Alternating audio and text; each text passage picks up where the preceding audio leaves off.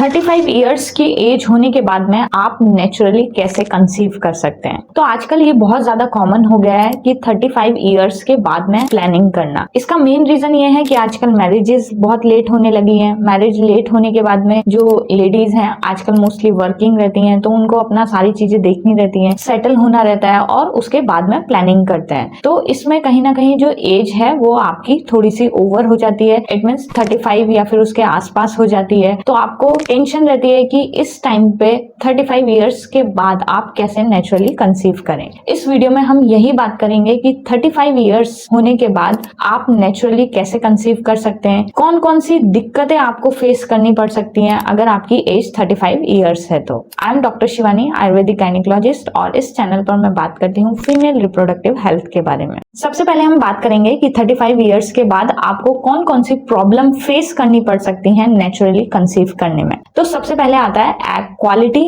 And quantity.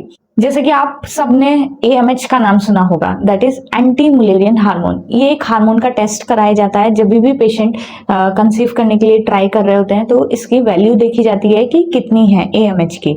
तो actual में AMH होता क्या है, ये ऐसा हार्मोन है जो कि ये बताता है कि आपकी ओवरी में एग वॉल्यूम कितना रिजर्व बचा है। तो एक फीमेल, एक बेबी गर्ल जब पैदा होती है तो उसके जो एग रहते हैं, नंबर ऑफ एग फिक्स रहते हैं, और जैसे जैसे एज बढ़ती ही रहती है तो वो जो रिजर्व वॉल्यूम है वो कम होता रहेगा। तो उसी वजह से ये जो AMH की वैल्यू है ये घटती रहती है और उससे इंडिकेट किया जाता है कि आपकी फर्टिलिटी कितनी बची है। तो जैसे ही 35 इयर्स एज होती है तो ये जो AMH की वैल्यू है ये कम हो जाती है। इट मीन्स ऑफ कोर्स आपका जो एग का रिजर्व वॉल्यूम है वो कम हो जाएगा, उसकी क्वालिटी और क्वांटिटी दोनों ही कम हो जाएंगी। तो सबसे पहले दिक्कत जो फेस होती है वो एग की क्वालिटी अच्छी नहीं रहती है और एग भी कम रहते हैं। तो ये जो दिक्कत है वो आपको फेस करनी पड़ सकती है। सेकंड आता है कि जो एंडोमेट्रियम है, एंडोमेट्रियम लाइनिंग जो है वो प्रॉपर नहीं बनती है। तो एज के साथ साथ में हार्मोन्स जो हैं वो भी थोड़े से बॉडी में डिस्टर्ब हो सकते हैं, या फिर अगर हार्मोन्स प्रॉपर सिक्रीट नहीं हो रहे हैं तो जो हार्मोन एंडोमेट्रियम ग्रोथ के लिए रेस्पॉन्सिबल रहता है वो एंडोमेट्रियम ग्रोथ प्रॉपर नहीं हो पाती है, जिसकी वजह से जो इम्प्लांटेशन है उसके होने में प्रॉब्लम आती है। थर्ड प्रॉब्लम क्या हो सकती है, तो क्रोमोसोमल एबनॉर्मलिटी। बच्चे के अंदर कई सारे डिफेक्ट हो सकते हैं जैसे कि डाउन सिंड्रोम, उसके चांसेस बढ़ जाते हैं after 35 years of age. Next जो प्रॉब्लम है वो है कि आपको प्रेगनेंसी के दौरान बहुत सारे कॉम्प्लिकेशन हो सकते हैं, जैसे कि हाइपरटेंशन की दिक्कत। हाइपरटेंशन होने की वजह से इट मीन्स आपका ब्लड प्रेशर बढ़ने की वजह से प्री एक्लेम्शिया, एक्लेम्शिया जैसी बीमारी फेस करनी पड़ सकती है। इसी के साथ साथ में आपको डायबिटीज की दिक्कत हो सकती है, प्रेगनेंसी के दौरान आपको डायबिटीज आ सकता है, एंड अबॉर्शन के चांसेस बढ़ सकते हैं। तो ये सारे कॉम्प्लिकेशन है जो कि आपको प्रेगनेंसी के दौरान फेस करने पड़ सकते हैं।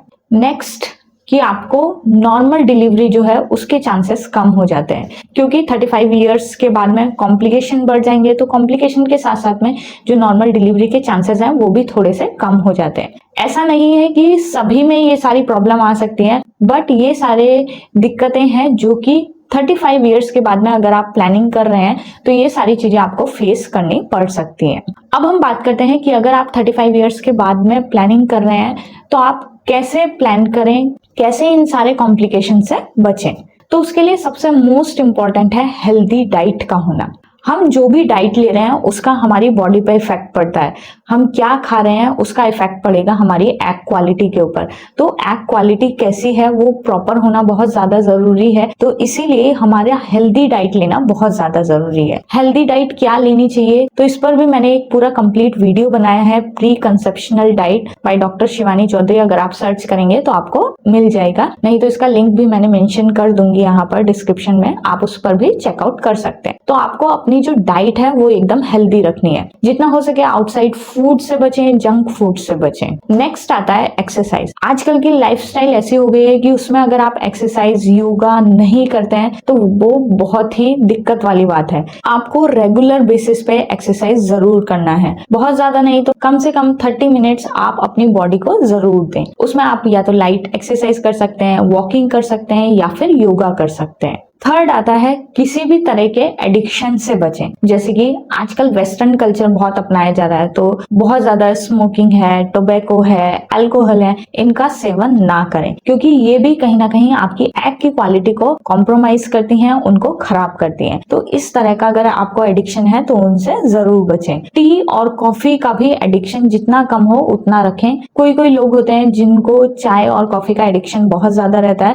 तो जितना कम हो सके उसको उतना लें। एंड लास्ट, आपको क्या करना है, डेली बेसिस पे नस्य आपको करना है। जब आपके पीरियड खत्म हो जाते हैं तो उसके बाद सभी के घर में गाय का घी अवेलेबल होता है, तो अगर आपके पास गाय का घी अवेलेबल है तो आपके पीरियड्स खत्म होने के बाद में 4 ड्रॉप्स आप अपने ईच नॉस्ट्रिल में डालें जब तक ओवुलेशन ना हो। तो ये जो गाय का घी है जब आप नाक में डालते हैं तो ये डायरेक्टली आपके ब्रेन को स्टिमुलेट करता है और आपके हार्मोन्स को रेगुलेट रखने में हेल्प करता है, जो कि आपकी एग क्वालिटी को इम्प्रूव करने में हेल्प करेगा। तो अगर आप ये एक चीज करेंगे तो आप नेचुरली आपके कंसीव करने के चांसेस बढ़ जाएंगे। And last and most important कि अगर आप 35 इयर्स के बाद में प्लानिंग कर रहे हैं तो अपने गायनेक से जरूर कंसल्ट करें। जितने भी टेस्ट हैं वो पहले जरूर कराएं, उसके बाद में प्लानिंग करें। आज की वीडियो में इतना ही, मिलते हैं नेक्स्ट वीडियो में। आई होप आपको ये वीडियो इंटरेस्टिंग लगा होगा। उन लोगों के साथ में जरूर शेयर करें जो कि लेट प्लानिंग करने के बारे में सोच रहे हैं। मिलते हैं नेक्स्ट वीडियो में, तब तक के लिए बाय बाय, टेक केयर, अपनी हेल्थ का ध्यान रखें और अपने आसपास वालों की।